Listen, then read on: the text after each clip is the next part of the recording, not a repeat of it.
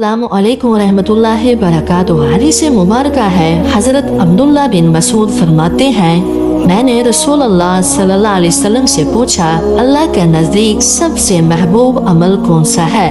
तो आप सल्लल्लाहु अलैहि वसल्लम ने फरमाया, नमाज को इसके अव्वल वक़्त पर अदा करना। दोस्तों, अल्लाह ताला अपने बंदे से सबसे ज्यादा खुश इस वक्त होता है जब वो बिला तकीद नमाज पढ़ने के लिए तैयार हो जाए। नमाज सिर्फ फर्ज की अदायगी नहीं बल्कि अल्लाह से मुलाकात का वक़्त है, और मुलाकात में वक़्त की पाबंदी मोहब्बत की अलामत है। मिसाल के तौर पर अज़ान सुनते ही नमाज की तैयारी करना, चाहे काम कितना ही जरूरी क्यों ना हो।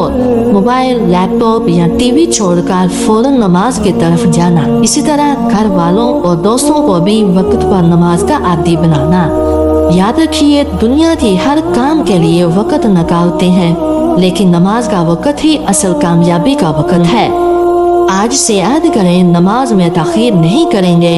इस हदीस को दूसरों तक पहुँचाए ताकि सब वक्त की कदर समझ सके।